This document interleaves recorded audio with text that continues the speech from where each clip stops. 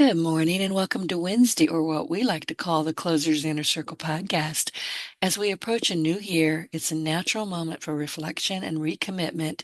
And today's conversation goes straight to the heart of what it means to sell with integrity and purpose. My co-host, Ben Gay III, he's a legendary author of the Closer series and one of the most respected voices in professional selling, joins us today to explore what we're calling the Salesman's Creed. It's a personal code of honor that guides how we show up, how we serve clients, and how we build trust that lasts far beyond any single transaction. And for more than half a century, Ben has trained and mentored some of the world's top producers, always emphasizing that the true professional is not defined by quotas or clever phrasing, but by character and by the principles they live and work by every single day, no matter what they're doing. And as we stand on the edge of a new calendar year, this episode invites our listeners to refine their own commitments, elevate their standards, and carry a renewed sense of purpose into every client conversation ahead. And today we are sponsored by, honestly, this is one of my favorite books outside of the closers. It's called What's Right with America and How We Can Keep It That Way. From the vision of our from our founding fathers, sorry guys, to the resilience and determination that have shaped our history. What's Right with America explores what makes the country uniquely capable of thriving in times of change. And we're always in times of change. I'm not sure why people remember with COVID, they wanted to talk about the new normal. There is no new normal. Everything changes all the time. So, with inspiring stories and thought provoking analysis, authors Paul Johnson and Larry Aldrich reveal how America's prosperity is rooted in more than just economic might. It's grounded in values like freedom, individual empowerment, and deep commitment to justice and liberty. And this book can be found on Amazon, and I personally highly recommend it.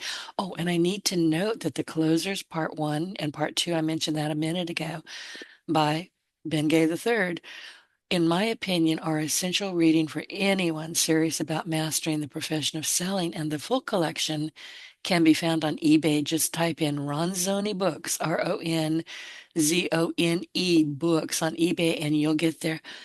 Good morning, Ben. It's Wednesday. Good morning. How are you doing? I'm peachy. I really am, actually. That's So, dangerous. sometimes I'll say I'm peachy. That means go to another zip code and do it right now. But no, today I'm having a great day. How about you?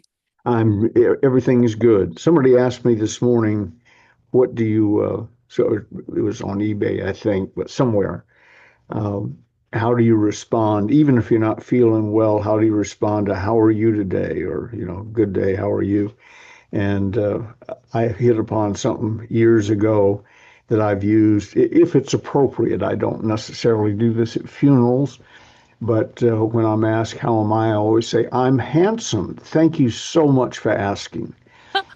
And it always 100% gets a good reaction, a laugh or whatever. And when I like it best is when I say it to a lady and she says, you are. And Oh, I go, oh, did you hear that, Gigi?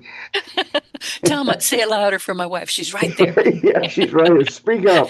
Yeah, yeah. But that's my standard answer. I'm handsome. Thank you for asking. I do. Everybody who listens to me on either this podcast or your partner in Success Radio, I get this question a lot. Denise, I can't find any pictures of you on the internet. What do you look like? And I'll just say, I'm gorgeous. That's and I'm really, channeling Gracie Lou Freebush and what was her name? Sandra Bullock when in that, Yeah. she said, I'm gorgeous. And I just do the same thing. So, and people laugh and then they go, okay, never mind. And That's change the subject, go back to the original subject. yeah, Yeah. that's exactly right. But anyway, let's talk about because we are distressingly close to a new year. So how should people just say, listen, maybe this past year was good, maybe it was great, but how can I commit to being the best salesperson, the best human that I can be every day, not just, during the new year, every day. Well, hopefully, and they did in your case, I know, your mother and father handled that at in youth. One of the things when I saw what we're going to be talking about today, I thought, well, doesn't everybody know that? And then I got to thinking, No, they I don't. didn't. You know, Yeah, I was raised by good people and went out and started lying. I know. So, And anybody who's listening to us, go back to some prior episodes because when Ben started his sales career, he's a bit of a smart aleck, just a bit. And it would get away with him. Me too. I'm guilty too.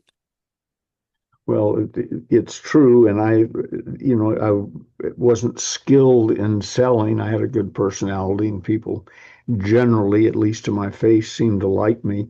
But I didn't know how to get out of hot spots, so I would make up things on the spot and worry about it later, or make a note. I carry a notepad in my hip pocket, one of those spiral things. When I started carrying it years ago, it was to write down what I told you so that I could say the same thing next time. And because it wasn't true to start with.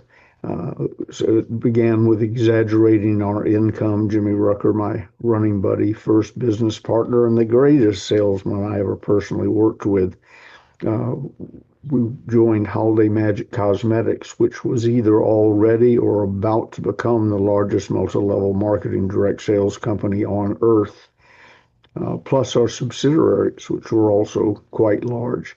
And when we joined, you have to adjust this for inflation. It may not sound too impressive now, but when we joined, making $10,000 a month was a lot of money. It'd be the equivalent to probably 100,000 or more today.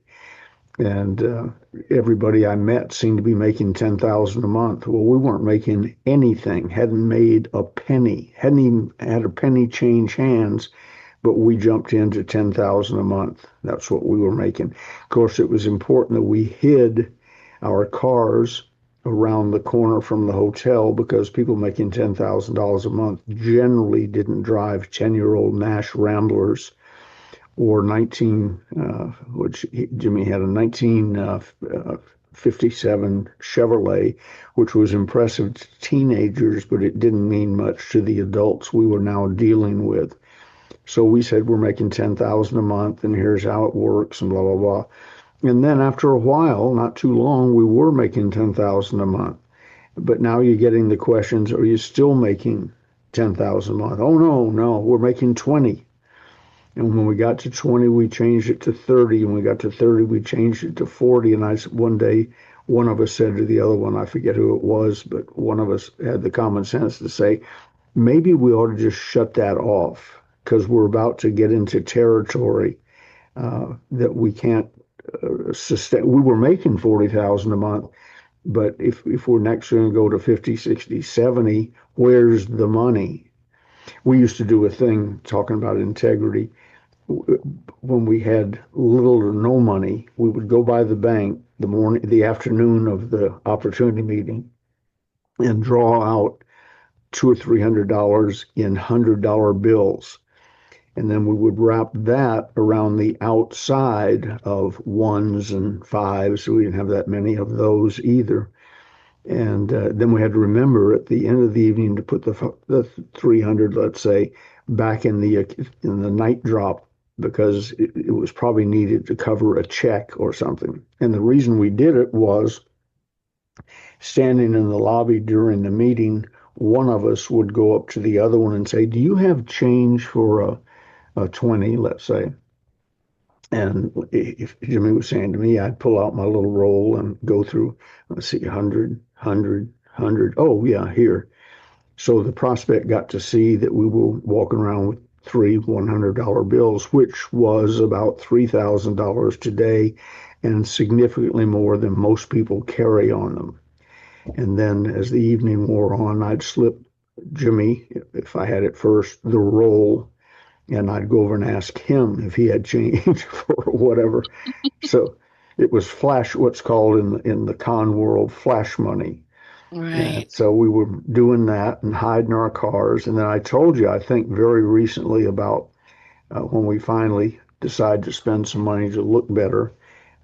We got a 1965 Cadillac Fleetwood DeVille, a sedan DeVille, and that was pretty high cotton for two kids who had no money not too long before. But we figured we shouldn't buy two of them, so we bought one, and whoever had the better prospect uh, would take the Cadillac. The other one would drive whatever he was driving and hide it around the corner. So there was an older gentleman, I probably older might mean 40, but at the time he seemed more fatherly to me, very sophisticated guy. And we were talking, standing outside the Americana Hotel in Atlanta one day, waiting for our cars to come around. And I was talking to him about. He said, "Do you like your new Cadillac?" And I said, "Oh yeah." And we both. He only asked me if I like my new Cadillac. I could have left it at that, but instead I enhanced the story and said, "As you know, Jimmy and I each got one identical, same color, same model, same equipment, everything." And so that one of us wouldn't be jealous of the other one. And just then the car pulls up, and this gentleman looked down and he said, "Oh, even the same tag number." And I thought, okay, you've been caught. Let's drop the two Cadillac story until we actually have two Cadillacs. So that was one of the problems I ran into since the subject is integrity. I found out, or I was raised properly, but I jumped into a shark pool of people who were, a lot of them were former Arthur Murray dance instructors. All were 10, 12 years older than we were, and already had the shark skin suits and everything. And we tried to fit into that. I wasn't raised that way. I knew better. I would never wear that to my family's country club. But in Atlanta, in a hotel, when you're talking about big money, it all made sense. So I started dressing like a con man, making stories up about my car like a con man. And we started out lying about our income and continued to lie after it became impressive. It was already for real impressive, but that didn't slow us down. And I found out, besides being taught not to do that, my mother and father would have been ashamed if they had known what I was saying away from them in those meetings. Um, the the I got tangled up in trying to remember what I told this person and that person, hence the memo pad, and it got tiresome. Okay, let's see, how much am I making now? How many cars do we have?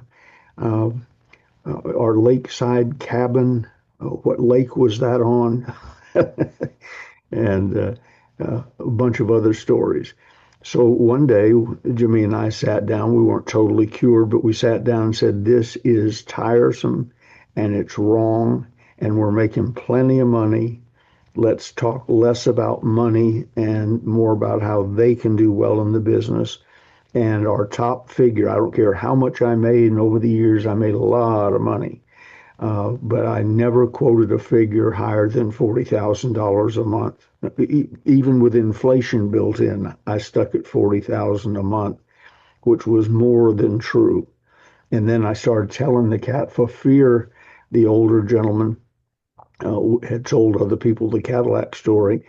J. Douglas Edwards taught me years ago, if you have a built-in objection, bring it up first and brag about it. I would tell people the Cadillac story in case they'd heard it from him. I wanted them to hear it from me. So I sort of started cleaning house.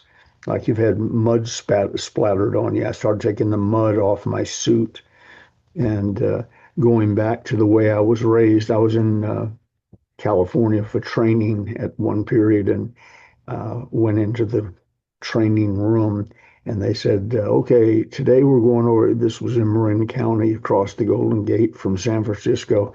"We're going into town today, and we're all going to get alligator shoes and a diamond pinky ring." And Jimmy and I had had our conversion, so I said to him, "Well, that'll great. That's great. That'll give me more time to study the script." "Well, we're going to be on the move." I said, "I'm not. I'm going to be right here in this room." If I bought alligator shoes, I would be ashamed to wear them unless they were golf shoes and had spikes on the bottom. And I'm not wearing a diamond pinky ring. I wouldn't be able to go home if I forgot to take it off one day. So I'm just not going to do that. So I dropped the dishonesty and uh, dropped the signs of dishonesty. I no longer look like an Arthur Murray dance instructor. Sorry if there's any listening, but they were a pocket of dishonesty back in the day. If they're still in business, I don't even know. I But they, don't know either. yeah, a pocket of dishonesty. And, they were selling ladies, probably some men too, but the lady stories always made it. When somebody got arrested out of that group, you discovered that they had sold some widow lady 4 or 5 lifetime memberships.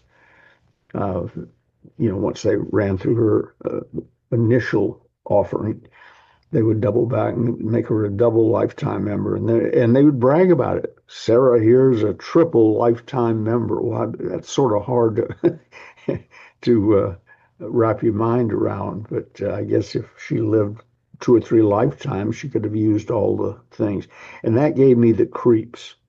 So seeing that slowly but surely, I returned to my raising, and it helped me develop my attitude. This makes it a lot easier.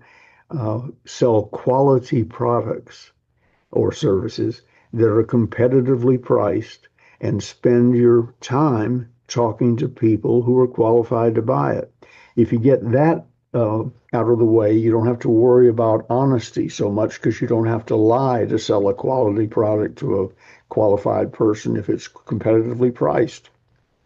So uh, I'm famous for closes because of the name, the closers on the books. And someone one day went through the books and totaled up. He said, "Do you know you've written 300?" I think the figure was 300 or right about that, uh, closes. And I said, "No, I didn't. I write them as they come to me and as I overhear things and so on. But I only use one 95% of the time, and I only sell quality products and so on." So much of the stuff that I'm famous for selling, if you do what we're talking about this morning, isn't necessary. I mean, you should know the sales techniques. You should understand when to use them, how to listen, that your prospect doesn't have to hear everything you know every time you give a presentation. They need to hear what they need to hear, and you need to listen. But the closing is the easiest part. It's just ending a conversation that's gone well because you're a trained professional. It's the logical end to a conversation, not some grab them by the throat, slam them to the ground, grab their wallet type thing. And what I'm much more interested in now is pretty much what I just said, in that the important message from the closers is the opening. What are you selling? Who are you selling it to? You should certainly have a polished, tested presentation. Some might call that a script, but a positive, tested, proven presentation for that product or service, or you leave money on the table. But once you've accomplished that, you don't have to lie, cheat, and steal to sell a good product. There's one on television now. I know you don't watch much television, but I sent out Mm-mm. a thing on Facebook about it yesterday. If you want a sales and marketing and advertising lesson, watch the commercials for River Bend. I'm trying to think of the name. River Bend Ranch. They sell Black Angus that has their steak. They come in a box cut up, but they sell Black Angus beef. And by the time it's 60 seconds long, they cover every possible objection you could have to buying their beef and eating it.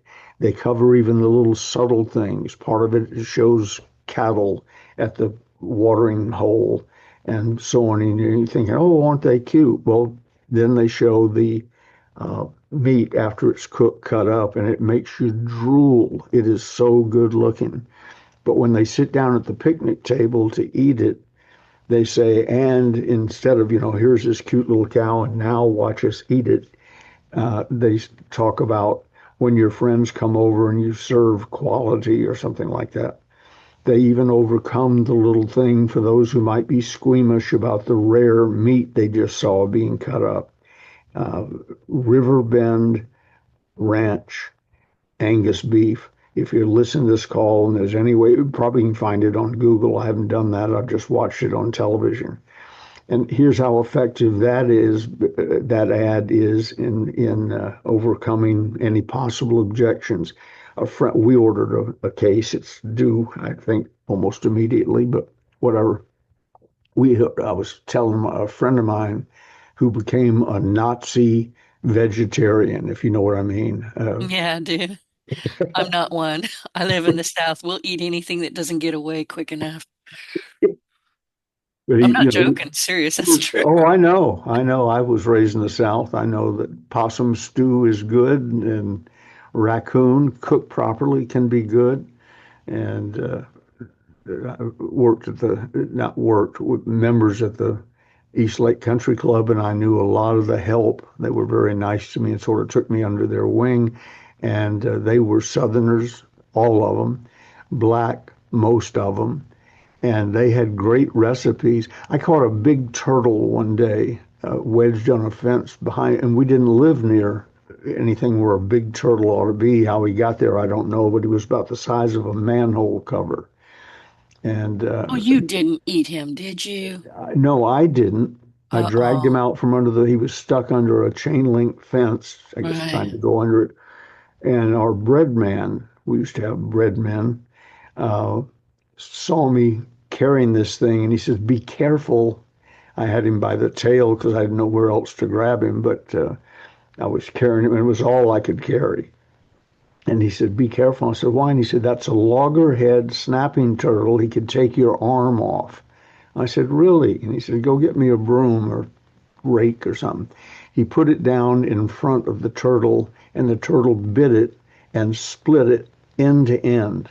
Didn't bite Whoa. through it. He bit on it. He shattered it basically end to end. So I thought, what am I going to do with this? And I didn't want it loose in the yard. I didn't think my parents would warm to that. I didn't need another pet, and I didn't want him near my dogs. So somebody said, take it down to the club. The chef will know what to do with it. So Oh. put it in a wagon, took it down to the club a couple of blocks away, went around back to the kitchen.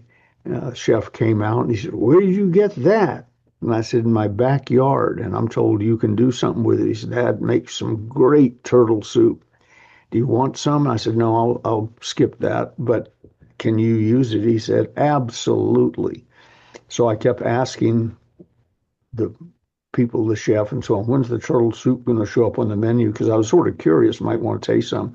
Turns out he cooked it or slaughtered it or whatever you do to a snapping turtle, and it all went home. I bet it did. You don't Yeah, share that kind of stuff. no, it was really interesting. So anyway, back to honesty, integrity, etc. Uh, it cleared up life for me. I didn't have to remember. It's sort of like writing things down. Once you write down, you have to try and remember it anymore. If you don't lie, you don't have to remember that. I remember Jim Rohn telling a story one time. He was up in front of a group and telling a story. It had a lot of detail in it. This happened, and the guy said this, and the guy said this. It had a moral point to the story. When he finished, he said, "I learned the best lesson in honesty," because there is that temptation to color up the story a little bit. But he said, apparently I didn't do it because when I came off the stage, this guy said, "Jim, I want to tell you something. I was in the room when that happened 10 years ago, and you told it like you were narrating a film. That's exactly what happened. That's exactly who said what, and so on." And he said, "I was wondering," Jim was doing an opportunity meeting for Best Line or one of the old, early multi-level marketing companies. He said, "I was wondering whether to join or not, but you just proved to me that you're absolutely honest. I'm in," and turned over Mhm. his check. So it pays. to be honest. That's an old cliche, but it's true. It pays, makes your life much easier, etc. Uh, One, I'm not going to tell any tales out of school, but Zig Ziglar. I knew Zig before he became Saint Zig. We answered I've this. told you my Zig story. Yeah, I won't tell it again, but the first time I ever heard I picked up this con I was at a garage sale. My car took Mhm. to a garage sale. I didn't go on purpose. It just led me there. And I found this I still have it. It's a little plastic, like a clamshell kind of, but Mhm. it had a bunch of cassette tapes Cassettes. in it. Yeah, cassettes. And it was 5 cents. I thought I can afford that. But what is a Zig Ziglar? I didn't know. I didn't know if it was a joke. I didn't know if it was funny, but I still have it. Well, he was quite a guy, an interesting guy, great storyteller, etc. In his little partnership, it was a guy named Mel Lanius. Mel Lanius was the cold killer closer in their partnership. Zig was the personality guy who told stories at the front of the room. Jimmy Rucker and I had a similar relationship. The gap wasn't quite as wide. I could sell, but Jimmy could sell anybody. He was unbelievable. And I didn't have that skill level. So I was the Zig in our group. I wasn't as good as Zig, but I was the Zig in our group, and Jimmy was the closer. And in their group, Mel Lanius was the closer. Zig was the personality guy. But anyway, and to tell you the impact all of that had on me was the day I joined Holiday Magic. Zig had answered the same ad that I had in the paper. He hadn't yet. He'd been selling longer. He was 18 years older than I was, but he hadn't had the big hit yet for both of us. That was Holiday Magic Cosmetics. So I answered the ad, went down. Oh, and I answered the ad because I saw it in the newspaper. And it said, if you know anything about marketing plans, I didn't, and want to make more money, I did. Dial this number. So I did. And I began interviewing the guy who answered the phone and ran the ad, Bill Dempsey. Well, this is Ben Gay with Brown Gay Food Brokerage Company, and I saw your ad and I found it interesting. Um, what is it? And then I asked him two or three more qualifying questions. When you call somebody from a phone booth, I don't know if they even have them anymore, but from an old aluminum phone booth, there's a sound, an echo. It's identifiable, and especially if you shut the door. And so I'm interviewing him, and he said, Mr. Gay, excuse me. I said, yes.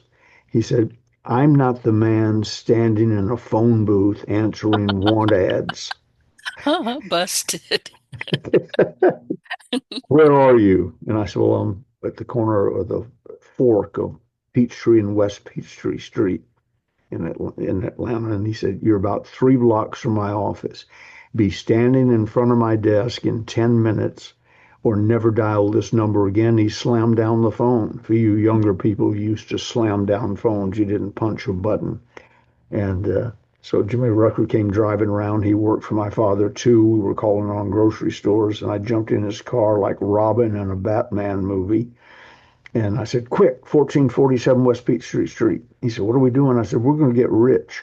My theory was that I didn't know what one ad costs, but my theory was if you could afford to run an ad in a major newspaper and then hang up on the people who called, you were probably doing pretty well. So, Yeah, I would think so. yeah. 10 minutes later, we skidded up in front of the receptionist's desk, and I said, hi, I'm Ben Gay. I have an appointment with Mr. Dempsey. I don't know what time it was, but it was 10 minutes after he slammed down the phone. And she said, yes, we've been expecting you. And from behind me came that unmistakable voice, Ben Gay. It was Zig. And I turned around. I'm used to Ben Gay jokes, so I turned around, prepared to fire back. And I said, yeah, I'm Ben Gay. What's your name? He said, Zig Ziglar. And I said, Zig Ziglar? With a name like that, you're laughing at Ben Gay? You got to be kidding me. Well, as I said, we both answered the same ad. Impact on my life. That was Wednesday, September 15th, 1965. 1447 West Peachtree Street at noon, Suite 300.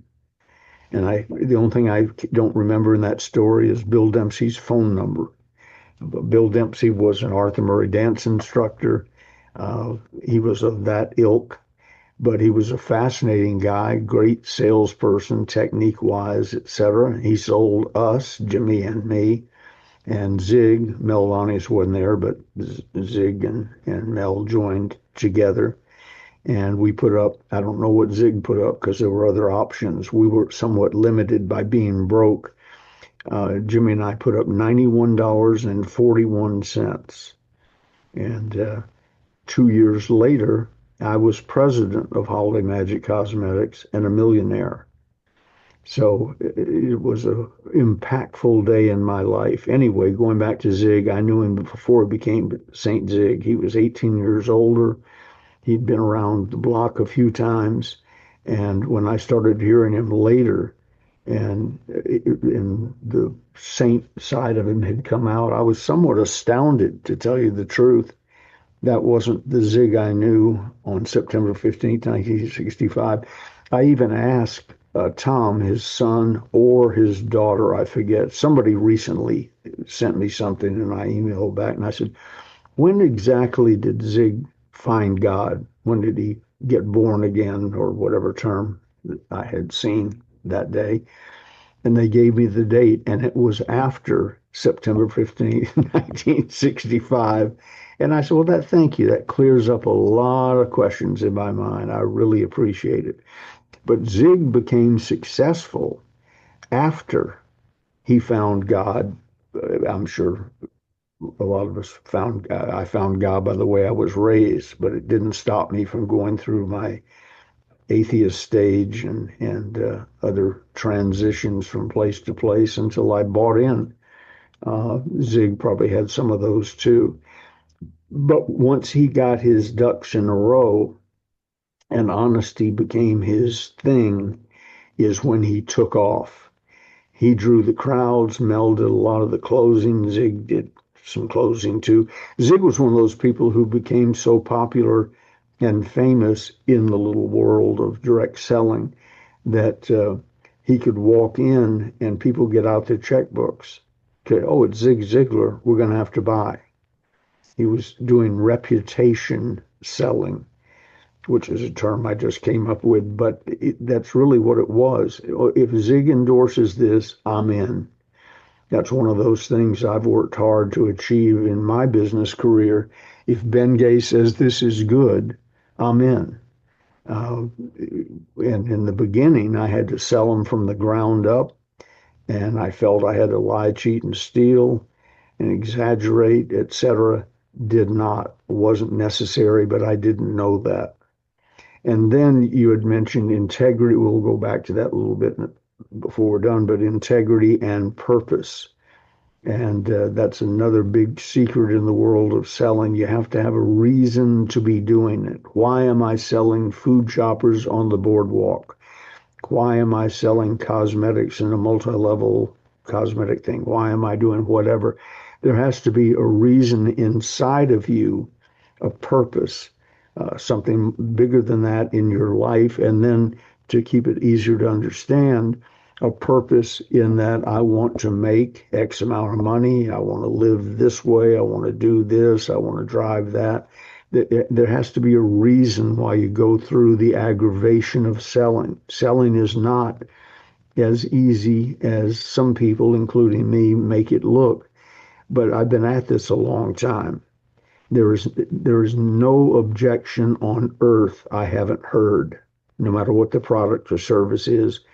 I've got an 86% closing rate, but I figured out one time based on 86% and roughly the number of sales presentations I've made, that means I missed 14,000 people who sat with me, nowadays on computer a lot, but who sat with me, listened to my presentation, and said, no, thank you.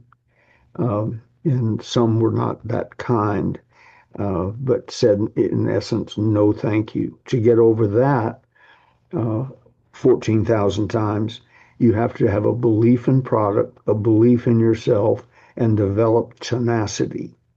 If I said to somebody, uh, years from now, you'll have an 86% closing rate, but the first 14,000 presentations you give are going to all be no, and we're counting. I wouldn't be able to get anybody to join selling. Uh, they, as a general theory spread out over many years, 14,000 is understandable perhaps. But if I told you you have to do it all up front before you got your first sale, no one would join.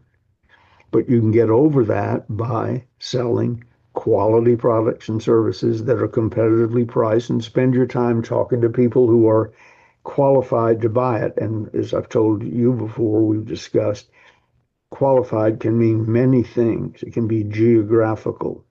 I don't want to buy an apartment to rent out as an income thing in New York. I live in California. I've owned enough rental property to know that's not a good idea.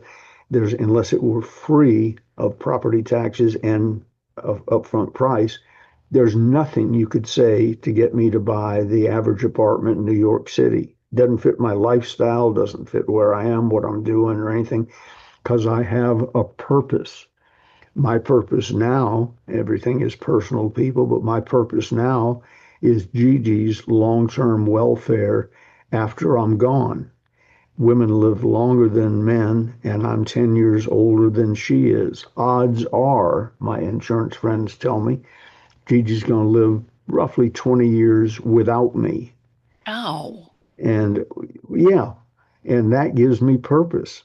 I Every bet. every action I take is based on, does this contribute to making sure Gigi's in great shape for the next 20 years or for 20 years after I go? Hopefully that's not in the next few minutes.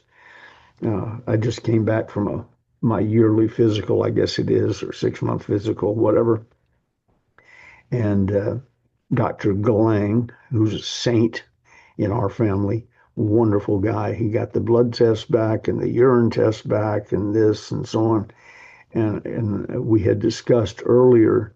Um, I said, "You're not." He's younger than I am considerably. I said, "But people are retiring out of the medical field." I said, "I don't want you to leave. How old are you, and how long are you going to be here?" And he gave me a rough idea, and so I said, "Oh, that's good. I will have gone by then. You can speak at my funeral." He then looked at my test results and he said, "I think you can be speaking at my funeral. Ooh, You're in much better health than you look." that's good news. Backhanded, but it's good news. Yeah, I'm not sure if it was a compliment, but I took it that way. So, but anyway, that's given me a specific financial lifestyle purpose. In the past, it's been different things, different reasons, and so on. But now I'm dead set focused on that. And the best way to get there to achieve that for Gigi is through integrity and selling quality products that are competitively priced to qualified people. Just makes life so much easier. I turned down a good part of my business, and the most enjoyable part is my coaching. I do personal coaching over Zoom calls and the telephone and so on for roughly 30 people at any given time. I don't have a numbers limit on it, but I find it gets sometimes a little time consuming where I can't run the business because I'm on the phone chatting with people. But 30ish, 30, 35 people. But I turn down more people than I accept if I have openings because I'm not willing to spend my time dealing with people who I don't enjoy. One guy and doesn't share starting out. I'm not going to be their parent. Doesn't share starting out a degree of integrity, of honesty. Will develop his or her purpose as we go along, but honesty, integrity, got to have a little toehold in that area, or I'm not interested. I've told you about this. A guy one time this is probably 2, 3 years ago, but he said, I've tried to get in and become a coaching client. I've tried 4 or 5 times and you're always filled up or whatever. How come I can't get in? I said, I don't like you. I've done that before, long time ago on my podcast.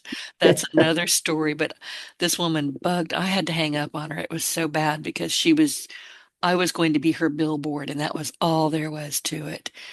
And I finally just shut the thing down and, I kept saying, no, you can't come back. No, you can't come back. And finally, I called her because nobody has my phone number. And I called her. I said, listen, you can ask all you like, but I'm not going to bring you back. Well, I don't understand. And in my best sweet Southern voice, I said, because I don't like you. And that was the end of that. She quit bugging me after that. Go figure. In selling, you just did to her what I prefer customers do to me. Rather than tell me you want to think it over, and of course my sales presentation handles that up front. I take all the known easy objections, the common ones, bring them up first, knock them down to the point when we get to the end. You don't dare tell me the standard. You got to come up with new objections. I've already knocked down all the old ones, but I would rather have a definite no than I want to think it over. I want to think it over, and its various cousins are very time consuming because you spend time chasing something that's never going to work out. And that's what And you she's should starting be to do. able, right. And you should be able, if you're good at what you do, you should be able to tell pretty quickly that, oh, let me think about it, is a no, and take them off of your follow-up column. Just take them Right. off. Yeah. I don't, there's certain types of things like that. I don't follow up. You know where I am. You know my number. You know how to Right. reach me. You already reached me once. Uh, I'll leave them on the list of people who see everything. Drip marketing, I guess it's called. There's no reason to be mad at them, but we're done. We're not going to spend any significant amount of time together. By the way, when you hang up on someone, I found if you maybe if you're trying to draw a line in the sand and end it, doesn't make much difference. But I've found that if, for instance, if I'm on a podcast that's heading south because he or she is an idiot and saying things that if I'm associated with it could affect me, I hang up. I've done it in live podcast, not a lot, 4 or 5 times since podcasting came along. But the secret to that is hang up, disconnect while you're talking. That makes it a technical problem. Gotcha. I If you hang up when they're rarely, talking, they're insulted. If you hang up while you're yeah. talking, not a problem. Well, that makes sense. I, and that woman, this was many, many years ago. This podcast is almost 18 years old enough to drink, drive, or vote. I'm gonna, I'm gonna throw it a party. But honestly, I'm grateful for her because she taught me that it is mandatory that I do a pre-interview. And you're not coming on my show without it. That's all there is to it. And I've had some very famous people. I've had their, people say, well, he'd like to come on. They want to come on. And well, okay, let's do a pre-interview. Oh, I can do it for him. No, you can't. And that's the end of it. So, but no, I mean, I did learn something from her, but I finally just had to say, I don't like you. And I was dead serious about it. I didn't like her.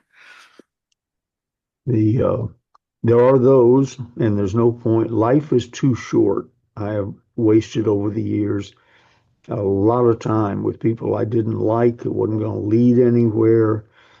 And once I learned how to do it gracefully, cutting it off was a big favor to them and me. Oh yeah, it actually is. It may feel like, oh, should I have done that? Yes, you should have. You know, you don't want to waste, like you said, their time or yours. There's always something else to go do and people to talk to. Just don't bug people. I mean, I hate it when people say, well, I haven't heard from you. Yeah, you have. I told you the last time I wasn't interested. Do you love that one you get?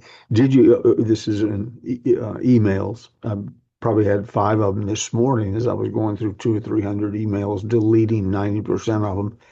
Um, did you get my last email? Yeah. How the hell would I know if I got you? You know, 200 to 300 a day, and you want to know if I got your last email, which I probably did, but I didn't respond because I'm not interested in what you're saying. Uh, is of no interest to me. Or you use trade terminology. I did a whole thing on Facebook about that the other day. If you're wondering why you can't get through on the phone, it's because we're now in a generation that understands why God invented voicemail. If my phone rings and I look down and it's not you or Gigi or Jimmy Rucker or somebody that I know and love, it goes to voicemail. There you qualify yourself. I don't, and the other one, do you have some unknown person? Do you have time for a quick phone call? If That's I'm, bad on LinkedIn. Oh my gosh. Like, I'd love yeah, to chat with you. No. no, absolutely I not. know.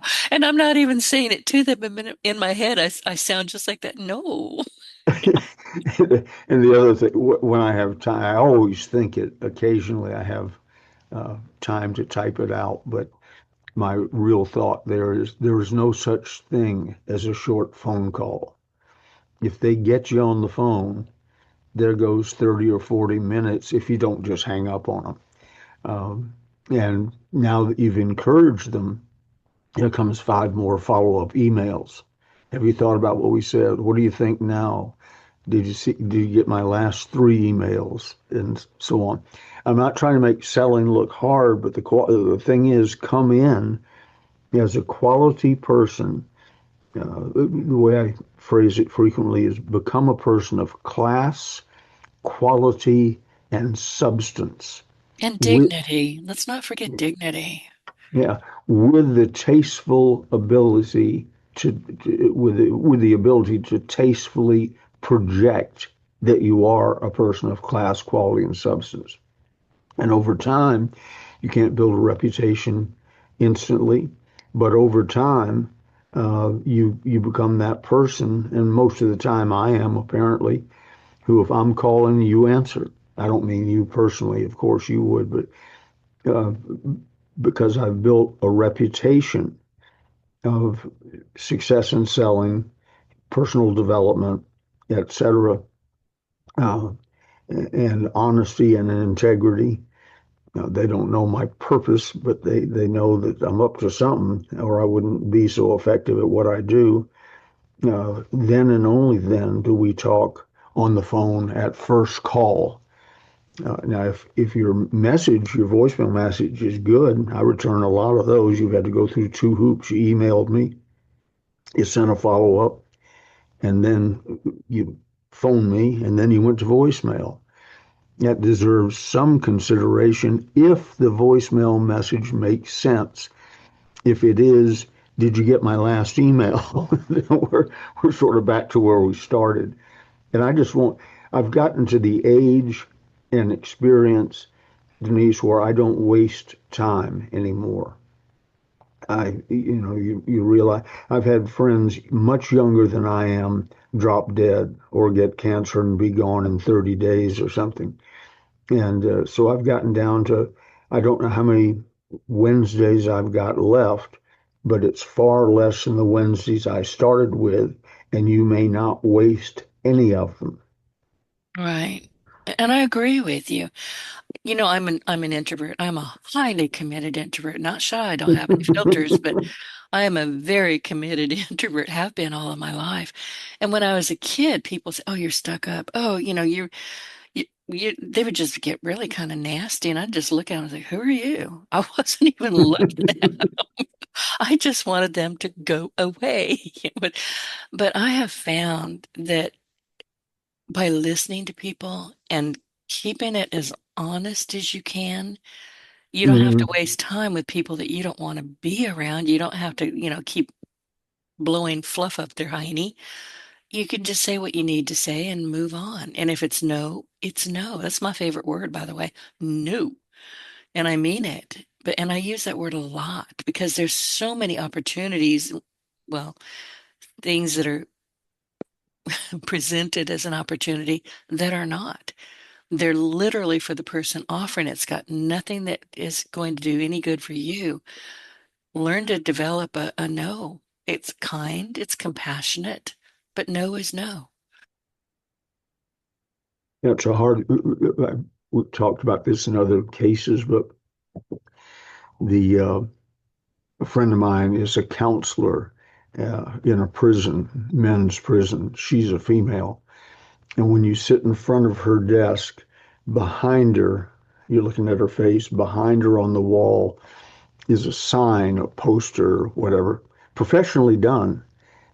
I guess they have a print shop that she had it done in, but it says in all caps, "What part of no don't you understand?" And, Right. and I said, uh, she told me about it. And I said, does that stop conversation? She said, well, in prison, we have rules. And so if they're talking to me, they're trying to get me to bend a rule, break a rule, ignore a rule. And I'm not going to do it. I'm not going to risk my career so that they can do something they shouldn't be doing anyway. And she said, my follow up to that is, what part of no don't you understand? The sign says, and she said, my follow up statement is, no is a complete sentence. It is. Yeah. So, I've believed that all of my life, and that kind of goes back to what we were talking in the very beginning. You have to be honest. You have to have a purpose. You have to have so many things that all play well together, whether you believe in God or you don't. Maybe you believe in some kind of a higher power. I think I'm descended from aliens. We can talk about that another time, but I'm convinced. But if you need to constantly change or rearrange who you are, you're not going to do well in sales, not in the long term. mm-hmm, yep. So anyway, our conversation circles around selling, making it easier. And by the way, there's a compound effect. We've sort of touched on it from a different angle. But not only does it make the sale in front of you easier, and you can tell stories about it. I tell people at all, you're lucky you're meeting me today. There's nothing you could say that would make me exaggerate or lie to you about anything. In 1965, however, and a lot of my friends, by the way, joined, or I still do business with them today. I don't mean that they got screwed over, but I didn't really care whether they did or not. I was there to get the sale in front of me and wasn't looking at the long term. And the long term is the compound effect. Once people know that you're a good person, they tend to tell other people. They'll tell, I remember the old advertising adage, I'm not sure that it's true in personal development, but it's probably close. An unhappy customer will tell 17 people that you're no good or your product's no good. A happy customer will tell two or three. So uh, the point being, it may take a while to build up the good credits, but it's worth it because you become the person that when the phone rings or the computer goes off and they want to talk about so and so, they've already bought. There's a thing I always talk about television because I'm a news junkie. The television, for instance, is on right now over my left shoulder with the sound down. If World War III breaks out, I want to know about it. Hey, it's your job to let me know because Yeah, I I'll call you. watched. Yeah, call me first. Call Gigi and then call me. But there's a guy on there who advertises some patch. You're in pain, you put this patch on, and the pain goes away instantly or in 12 hours or whatever. And it's a credible concept, and people come on and testify on his behalf that it's true. His line that I love is, I'm paraphrasing, but the gist of it is, if you're, because he's shown you the patch, he's shown you people who's playing golf again, he's shown people who can go up and down steps again for the first time in years. And then he says, if you're even thinking about it, do it. And isn't that a great point? Yeah, You because you if stuck you're there and you're still thinking about it. right, and if you don't have any pain, this commercial's of no interest to you. It'd be a good time to take a bathroom break. But if pain caught your attention and you're still watching 60 seconds later, you're in. You should be. Right. And Yeah. he has the courage to ask for the order. If you're even thinking about getting the patch, do it. Order it. And I thought, boy, if I would, that just shuts you down. If I've got pains because of my age and so on, but it's nothing I can't handle or worry about. But if I had excruciating pain, like a lot of my friends do for various reasons, and I was watching that, he says, if you're even thinking about it, I'd be reaching for the phone or the Right, computer or something. right. So I that might another thing, real quickly, is once you've done what you're supposed to do, quality product, et cetera, et cetera, et cetera, uh, develop the ability to project that you're a person of class, quality, and substance. Done all the things up front that you need to do. Ask for the order. If you feel right about it, you deserve it. They know it. You know it, and ask for the order. Don't leave it lingering out there. And people say, "Oh, I always ask for the order." Most salespeople don't. They skirt around the issue because they don't want to hear no, and they'll avoid yeses subconsciously to avoid the risk of hearing no. I'd rather hear no and then move on. Exactly. Yeah, that's give me a firm no. I got no problems with that. So Right. as Tom Hopkins, or probably learned it from Doug Edwards, but as Tom Hopkins, as somebody said, some will, some won't. So what? Next. hmm I've heard I, that before. In yeah, you fact, I just got to think you make. shared that. Yeah, well, I've quoted it for years. I don't really know where I got it. I think Tom is famous for it, though. But the point is, get on with it. But don't people say, don't pay any attention to other people's opinions. I listen to other people's opinions about me and our products and so on all the time. I want to check myself and make sure that I'm not missing something or that I've developed some irritating habit or phrase and so on. So I use criticism to check myself, but not to stop myself. Oh, good point. And going back, because we are running out of time, you were talking about what was it? I've scribbled so many things. We were talking about the commercial, ask for it, tell people Hmm. what it is and ask for it. And I know I shared this with you before, and I don't watch TV, but back a long time ago, and I live in Cajun country, and some of these people are so funny. They're just natively funny. Hmm. And this is a long time ago, but there was a local tire shop. I'm not sure he didn't franchise it down the road, but this big, hefty Cajun man, he's standing in front of a stack of tires in a bright red jacket. And he says, "Look, we know tires ain't pretty, but you gotta have them." Well, how do you argue with that? You know? So anytime I needed tires, I went straight to him. They ain't pretty, but you gotta have them. Well, yeah.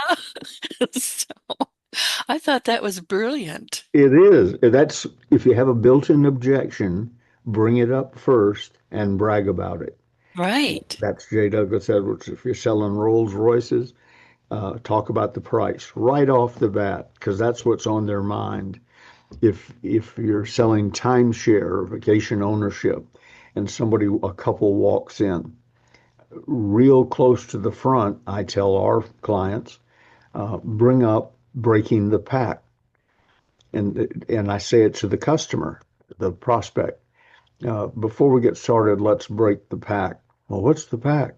Well, driving up the driveway, one of you said to the other one, and the other one agreed, no matter what they say, we're not buying anything today. I just want your pledge that you'll be open-minded and that I can deal with you honestly and tell you, when your conception is wrong, and if I say anything that you disagree with, I want you to bring it up with me. I call it straight, straight. You be straight with me, I'll be straight with you, and they go fine. Because every couple that ever went to a timeshare or a timeshare meeting, a vacation club or a campground club, so on, they all came up the driveway saying, no matter what they say, we're not buying anything today. I did. I went years ago when I was young married, and we couldn't have bought, we were like you and Rucker. We didn't have two pennies to rub together, but we had gas money, so we couldn't have bought anything. But I wanted that, what was it? I still have it. Um, some piece of kitchen equipment, but I've still got it. It doesn't run. It's a memory. So I've got, yeah, and it's like, okay, we're going to get oh, it's a blender. And it's old, it's rusty, it's been sitting in the back of a cupboard. I'm not sure I would even think about trying to plug it in these days, but and I was serious. We were serious because we left our checkbooks in the car. We knew we couldn't buy anything. That's another part. Yeah. Yeah, but we were one of the rare people that we got our blender and ran like the wind. It was like, go, go, go, go, yeah, before they talked to us again. But yeah, that was just because we were so stony broke. I probably would have bought. So you still there? I'm here. I'm Okay. listening. Oh, It's a rare thing that people do sometimes in selling. I listen. no. Really? I had not noticed that. Well, listen, everybody, it is Wednesday. We are at the end of our hour, and today's the 10th, and we've only got three more Wednesdays in December, two of which are Christmas Eve and New Year's Eve. We're going to be here. We don't know what we're going to be talking about. It may be a joke-a-rama. We don't know, but we will be here. And we don't necessarily expect you to join us, but we do hope that you'll go back after the holidays and listen and let us know what you think and let us know how we're helping you. Ben, any final thoughts from you? No, I just want to thank the sponsors of our program. What's Right with America is one of those books that I either already have it and it's in a reading stack or it's on a list of things to order. But a great title, and I suspect I really agree with the concept. You So, do. You do. I know these guys well, and the book is amazing. When I tell you, I've got just a couple of books that live on my desk, literally live on the desk. I don't bother to shelve them again. That's one of them, and the closers part two is the other. Now, well, I do have to move cat butts off of them frequently, but yeah, they're still on my I, desk. I have to do that to get dressed.